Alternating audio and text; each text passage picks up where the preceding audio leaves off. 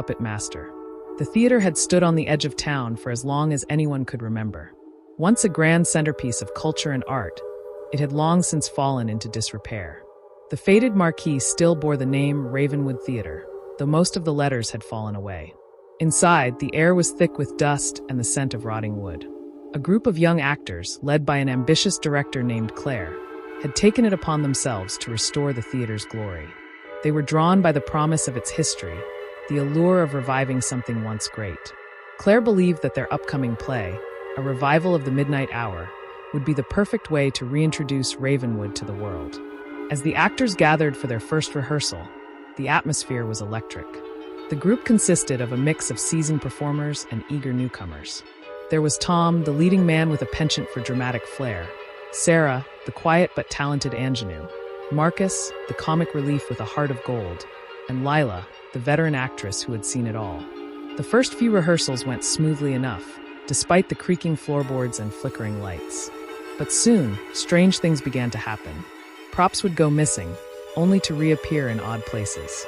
The ancient stage lights would turn on and off by themselves. And then there were the whispers, soft, barely audible murmurs that seemed to come from the very walls of the theater. One night, as the cast rehearsed a particularly intense scene, Tom suddenly stopped midline. His eyes glazed over, and he began speaking words that weren't in the script. The others watched in stunned silence as he delivered a monologue none of them had ever heard before, his voice filled with anguish and rage. "Tom, what are you doing?" Claire asked, her voice trembling. Tom blinked, as if coming out of a trance. I don't know," he stammered. "I don't even remember what I said." The cast exchanged uneasy glances. Lila crossed her arms. "This place gives me the creeps," she muttered. "We shouldn't be here." But Claire was determined. "We've come this far.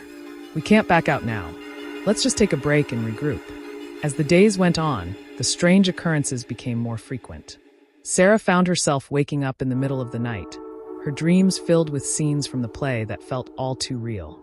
Marcus began hearing voices calling his name when he was alone. Even Claire, usually so composed, started to feel the weight of the theater pressing down on her.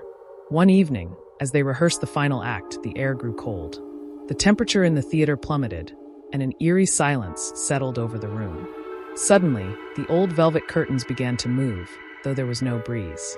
From the shadows, a figure emerged. Dressed in period attire, his face was pale and gaunt, eyes hollow and filled with sorrow. The cast froze in terror as the ghostly figure approached the stage. "I am Nathaniel Ravenswood," he said, his voice echoing through the empty theater. "This play must be performed as it was intended. You will finish what was